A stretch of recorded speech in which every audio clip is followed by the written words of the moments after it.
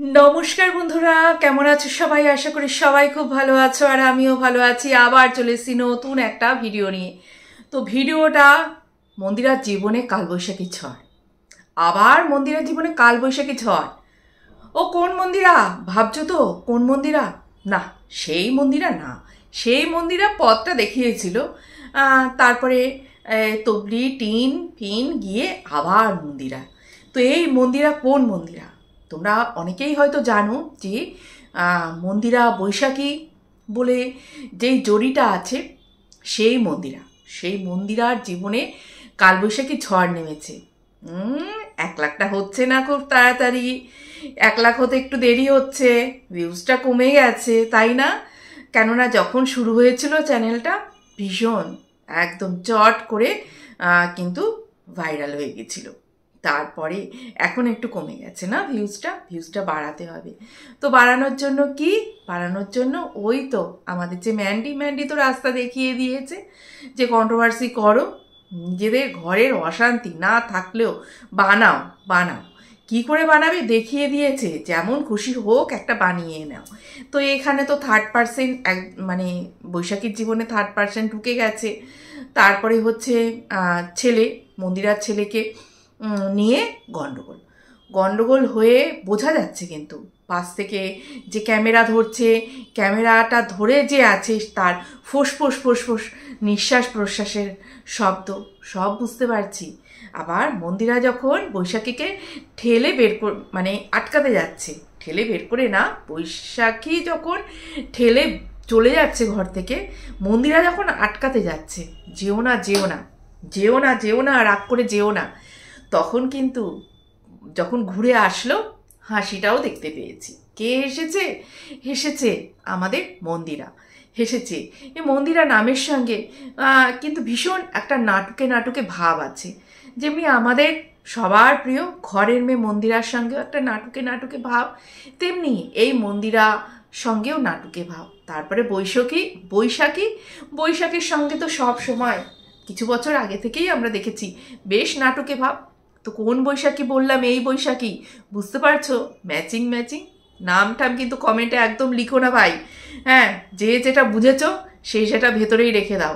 তো নাটুকে বৈশাখী, তারপরে নাটুকে মন্দিরা সব আমাদের ইউটিউবেও আছে। তো সত্যি এগুলো যে করছো তোমরা নিজেদেরকে সমকামী বলো, সমকামী বলে ঘর বেঁধে এখন যে এগুলো করছো এগুলো কি ঠিক করছো? আমার তো মনে হয় না। এগুলো লোক হাসাচ্ছ।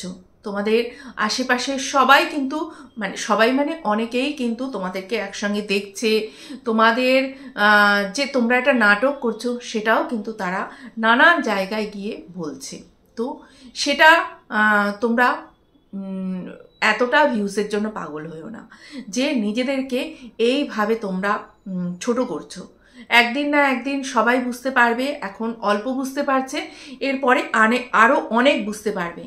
তোমরা যে সমকামী যে জোনটার মধ্যে আছো এর মধ্যে এইরকম জিনিসগুলো হয় আমার তো মনে হয় না। তোমরা সমকামী ব্যাপারটাকেই ছোট করছো না তো? যারা আরও সমকামী আছে তাদেরকে ছোট করছে না তো?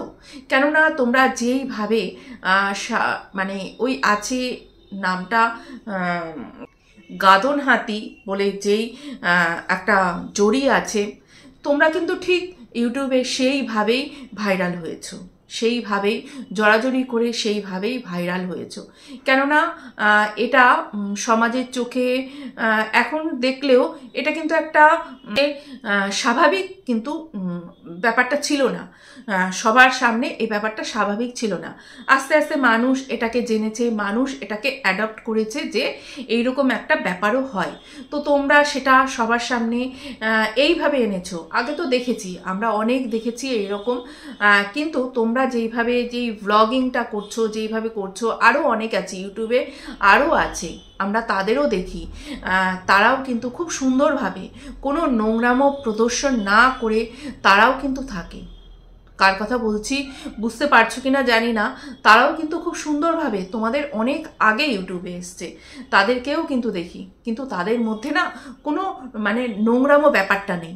তোমরা যেইটা করছো, যেটা করে ভাইরাল হয়েছো আর যেইটা এখন করছো আরও ভিউজ পাওয়ার জন্য, পুরো ব্যাপারটা কিন্তু একটা বাজে বাজে ব্যাপার, পুরো ব্যাপারটাই কিন্তু একটা নোংরামো ব্যাপার। আর তুমি এই যে কি নাম, আমি নাম দুটো ভীষণ গুলিয়ে ফেলি, মন্দিরা, মন্দিরা বলে যে আছো, তুমি তোমার ছেলেকে কোলে নিয়ে যে সমস্ত কথাগুলো বলছো, আর সত্যি কথা বলতে তোমার ছেলেটা বেশ বড়, তাকে কোলে নিয়ে বসার মতন আমার মনে হয় না যে তাকে কোলে নিয়ে তুমি খুব রসিয়ে রসিয়ে কন্ট্রোভার্সিগুলো ছুড়ে দিচ্ছ কন্ট্রোভার্সি ক্রিয়েটারদের দিকে বা দর্শকদের দিকে।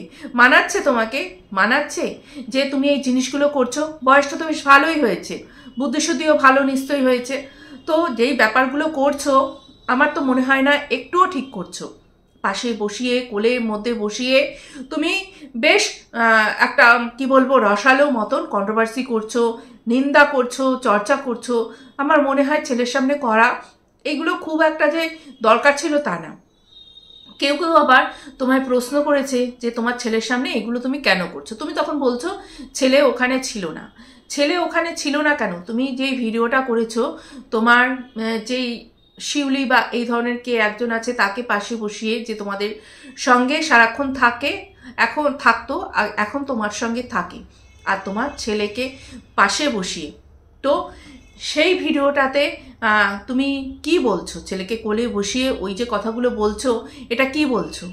তার আগে আরেকটা ভিডিও দেখলাম, তোমাকে অনেকেই কমেন্ট করেছে যে যে ভিডিওটা কে করে দিচ্ছে, তুমি তখন তার একটা ক্লারিফিকেশন দিতে বসেছো যে ভিডিওটা তোমার যে সঙ্গে থাকে শিউলি বা শেফালি কি নাম, সে করে দিয়েছে। কিন্তু একটা ভিডিওতে দেখবে তুমি, তোমার ছেলে আর ওই শিউলি বলে যে মেয়েটি বসে আছে, আর একজন ক্যামেরাটা ধরে আছে, ক্যামেরার পেছনে দেয়া আছে, তার নিঃশ্বাস প্রশ্বাস বস বস করে আওয়াজটা কিন্তু বেশ পাওয়া যাচ্ছে।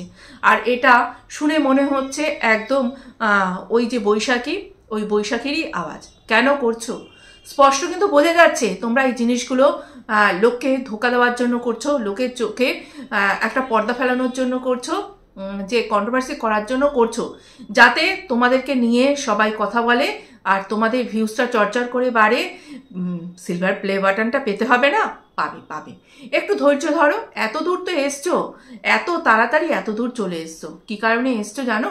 কি কারণে এসছো জানো না তো? একটু অস্বাভাবিকতা আছে তোমাদের মধ্যে, তার জন্যই কিন্তু এতটা দূর তোমরা এত তাড়াতাড়ি এসছো। কোনো স্বাভাবিক যদি কিছু একটা থাকতো তাহলে কিন্তু এত তাড়াতাড়ি এত দূর আসতে না। দেখবে যেসব চ্যানেলগুলোর মধ্যে একটু অস্বাভাবিকতা আছে, যেমনি কোনো জরির একটা অমিল, কেউ একটু দেখতে ভালো, কেউ ভীষণই বাজে দেখতে, এইরকম একটা জরি, তারা যখন প্রসেনজিতের গান করে চুমাচাটি করে তখন তারা খুব সহজেই ভাইরাল হয়। কারা ভাইরাল করে বলো তো?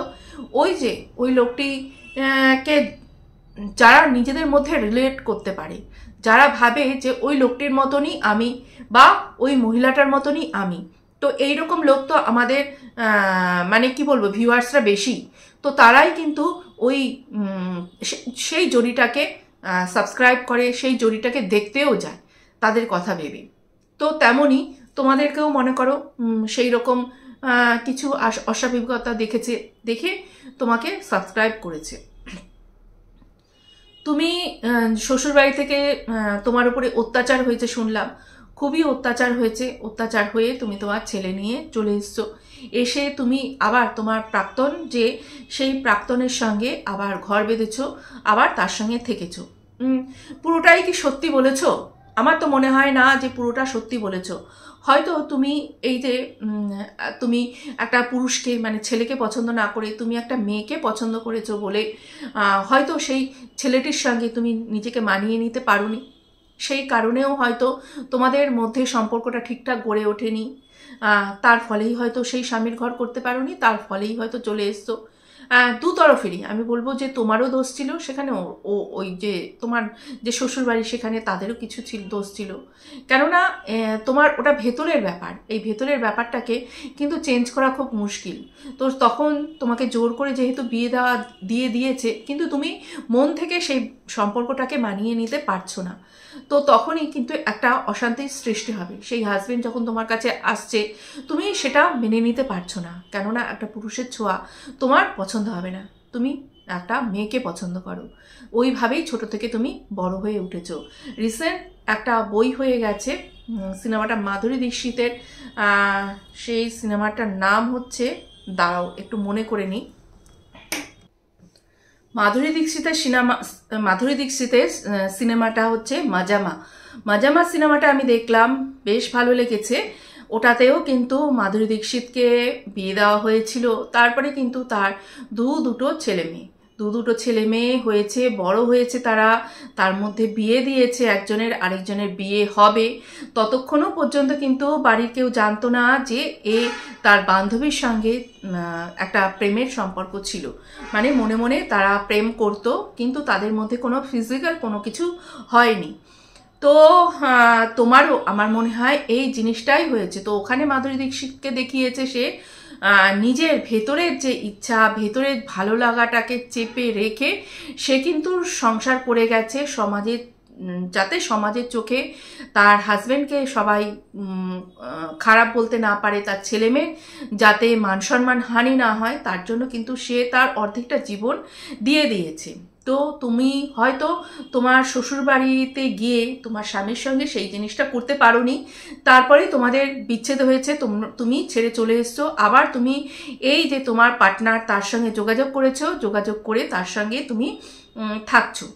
তো তোমাদের একটা বিয়ের সিনও দেখেছিলাম, বেনারসি পরা, নানান রকম। এবার বিয়ে, সত্যি কথা বলতে তোমার ভিডিও আমি খুব একটা দেখি না, যখন খুব ভাইরাল হচ্ছে তোমাদের ওই বিয়ের ভিডিওটা চোখের সামনে এসেছিল বারবার, শর্ট ভিডিওগুলো আসতো বারবার, ওরকম জড়াজড়ি করার ভিডিওগুলো, তো সেইগুলো দুই একটা চোখে পড়েছিল, সত্যি একটু অন্যরকম লেগেছিল। কেননা বললাম তোমাদের আগে আরও এইরকম ভিডিও আছে, এখনও আছে, মাঝে মধ্যে দেখি। তার মধ্যে যে মেয়েটি, মানে ওরা তো দুজনই মেয়ে, একজন কিন্তু মেকআপ ভিডিও দেয়, আর নামটা এখানে আমি মেনশন করলাম না, মেকআপ ভিডিও দেয়। তো তাদের ভিডিও দেখতে কিন্তু খারাপ লাগে না, তাদেরটা কিন্তু অশ্লীল কোনো কিছু নেই, ওর মধ্যে অশ্লীলতারও কোনো কিছু নেই, কিন্তু সত্যি তোমাদের ভিডিওটা ওই জড়াজড়ি মার্কা ভিডিও, মুখের সামনে মুখ নিয়ে যাওয়া শর্টগুলো, ওগুলো দেখতে কিন্তু ভালো লাগে না। তো সেইগুলো করে তোমরা ভাইরাল হয়েছিলে, সবার চোখের সামনে চলে এসেছিলে, কিন্তু এই মুহূর্তে যেই জিনিসটা করছো সেইটা কিন্তু ভালো করছো না। এই ইউটিউবটা যেই জায়গায় আজকে চলে গেছে তোমাদের মতন কিছু ক্রিয়েটারের জন্য, আজকে তুমি আবার নতুন করে শুরু করলে, এরপরে তোমাকে দেখবে তুমি যখন একটু থিতিয়ে যাবে, এরপরে আবার আরেকজন শুরু করবে। প্রথমে মন্দিরা শুরু করেছিল, মন্দিরাটা শেষ হতে না হতে আমাদের যে টিন ভাঙা টিন সে শুরু করলো, তারটা মানে যখন একদম গরমাগরম তখন আবার মন্দিরাকে নিয়ে শুরু হলো, আবার এখন তুমি শুরু করেছো। কেন ভাই, কেন শান্তিতে থাকতে পারো না? বিনা কষ্টে এত সুন্দর একটা ইউটিউব চ্যানেল দাঁড়িয়ে গেছে, আমরা জানো কত দিন ধরে কত ঘষা মাজা করে এই সবে মনিটাইজেশন পেয়েছি, কোনো অসভ্যতাম না, কোনো কিচ্ছু না। আর তোমরা এই সমস্ত করবে, আর ভিউজগুলো তোমরাই ভিউজ টানবে। এরকম যদি হয় আমরা তো না হয় আমাদেরকে একটু কন্ট্রোল করতে পারবো, যে না এইরকম কোনো নোংরামো করবো না, যাতে ভিউজের জন্য এইরকম নোংরামো করবো না, দরকার নেই ওরকম ভিউজের।